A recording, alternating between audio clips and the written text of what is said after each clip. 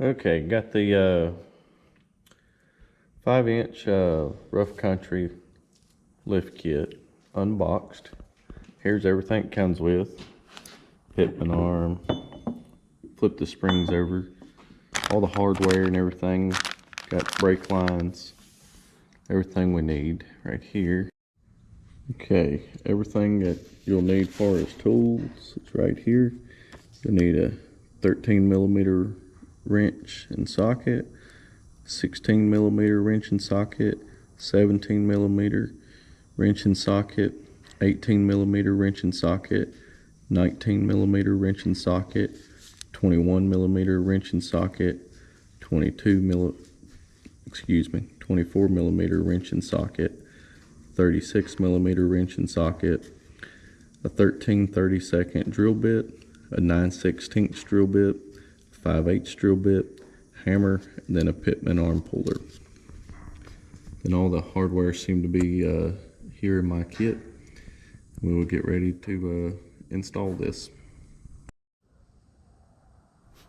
Okay, so the first step is to jack up the front of the vehicle, place jack stands, remove the front wheels, remove the differential vent tubes from the differential, remove the lower nut from the sway bar links using 18mm wrench, remove the upper nut and bolts for the sway bar link using an 18mm wrench. So I already did this. Come over here, overlook the mess. You can see that the sway bar link is disconnected. The bolts are just barely in place, so I can show y'all. I already got the upper one completely removed. I turned it up to get it out of the way, and did the same on the other side. It's a little dark. I'm gonna grab a light for the next one. Now we're on to step 2.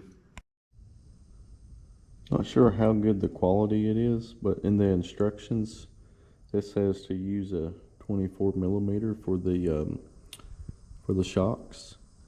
I have a 2022 that this is going on, so I don't know if that makes it different because the kit says from 18 to 21. But on my Roxor, the shock nuts are actually 18mm. I'm taking them off right now. Okay, got the shocks off of the front. See where they used to go. It was an 18mm. I like to put the nut and washer back into the spot, just like I did there, just so I can keep track with it. Then here's this side. You see that it is removed also. The next step was to, here's Diesel. Say hello, Diesel. I'll say hello. Say hello. He stands about chest high on me. This right here's the top of his nose looking straight over. Okay, for the next step, you got to loosen the front leaf spring bolts, and then loosen the rear leaf spring bolts. And then you want to remove the U-bolts that's on the leaf spring, which I've already done that. They were 19mm. Here's my bolt for it. Then here's the plate. Bring it on down. I'm just going to set it right here underneath it so I don't get it confused, along with the leaf bolts. To show how it was like this.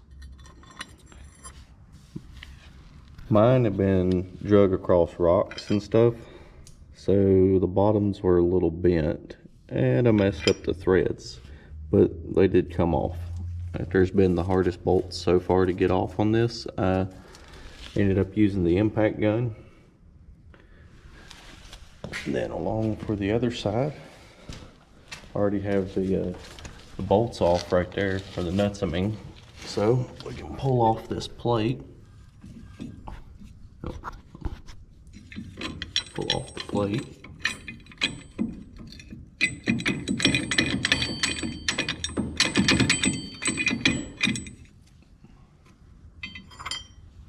That one out of the way. Should just come right off.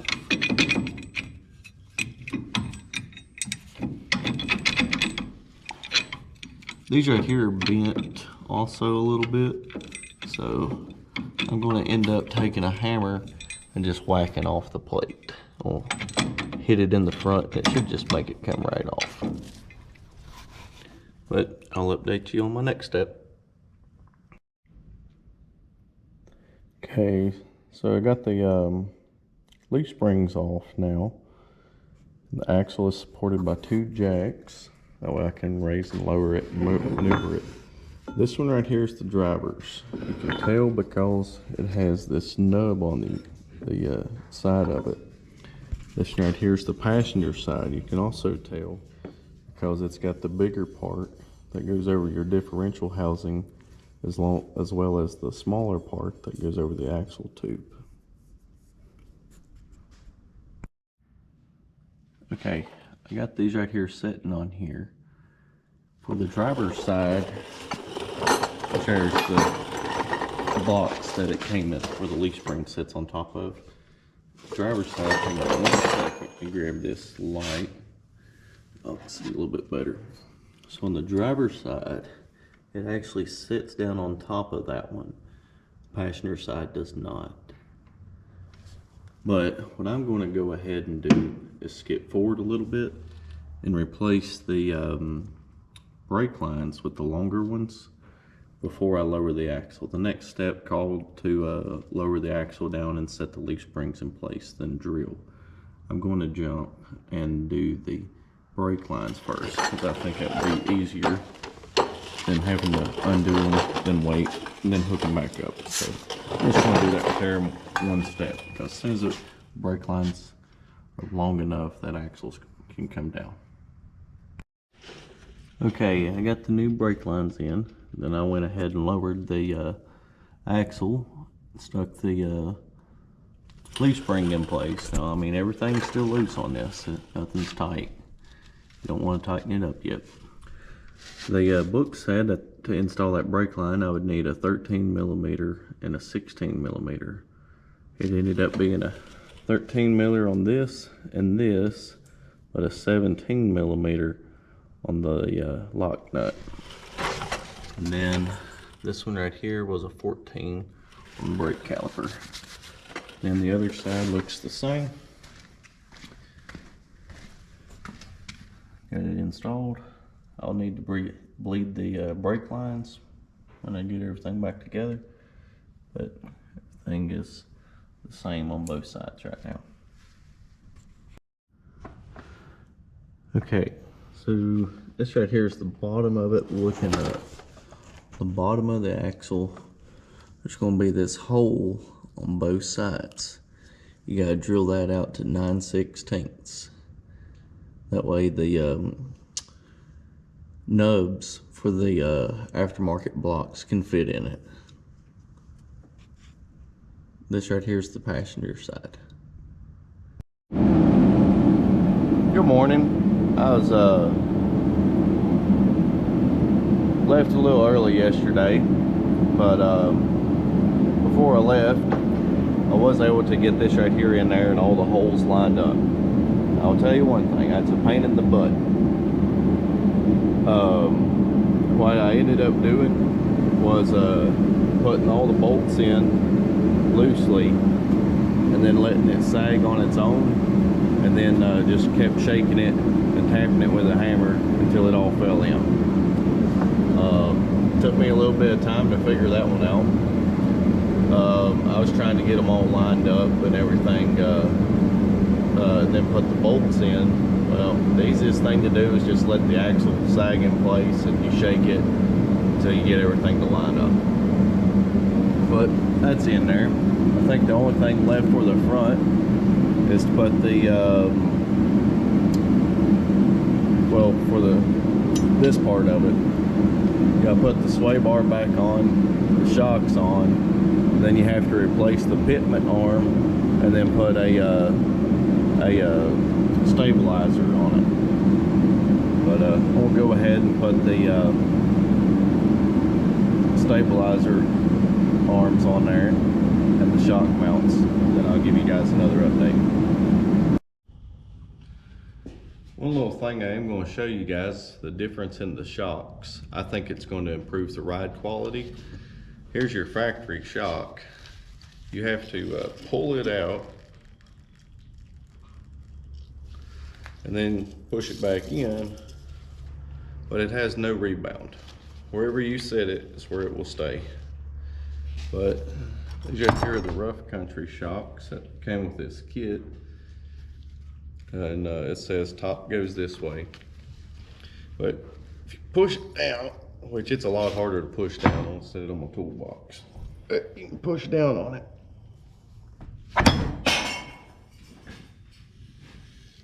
Drop it in the floor. But anyways, push down on it. And it will come back. So I think that there will improve the ride quality on the Roxor. At least I'm hoping. I'll let you know when I go riding. Okay, the torque for the shock nuts is 30 foot-pounds. I already have it set on my torque adapter.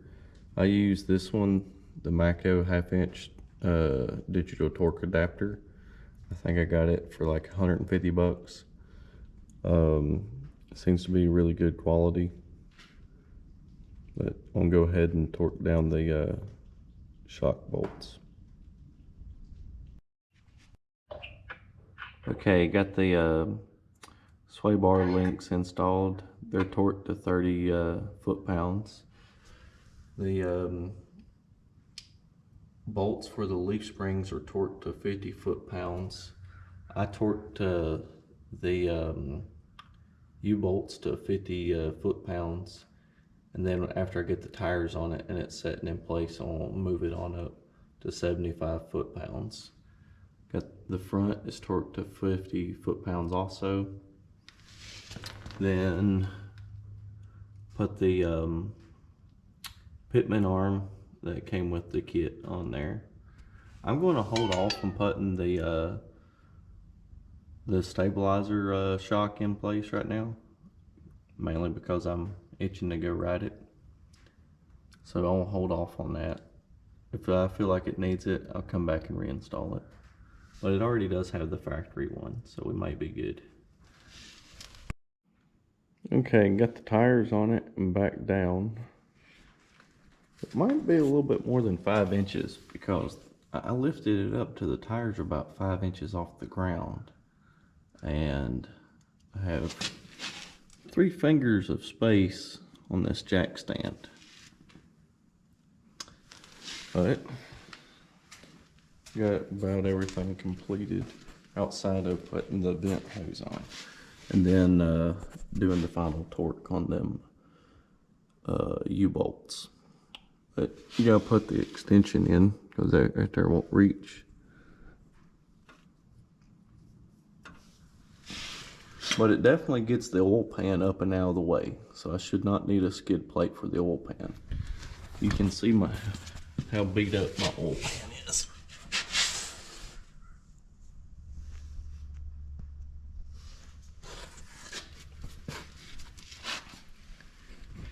Now we're starting on the rear.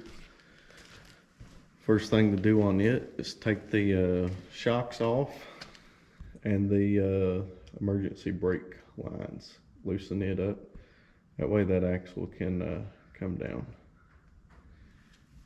We shouldn't have to, I'm going to hold this axle in place and then lower it.